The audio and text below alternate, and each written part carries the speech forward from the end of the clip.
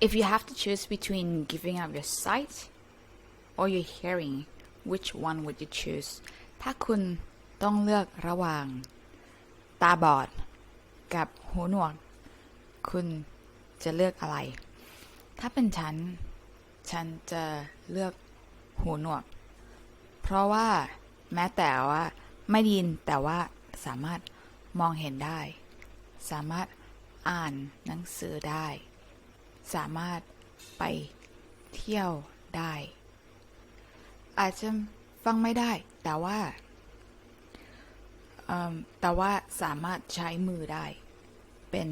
ภาษามือเรียนภาษามือได้แล้วก็มีเพื่อนๆได้แต่ว่าถ้าหูหนวกต้องมีคน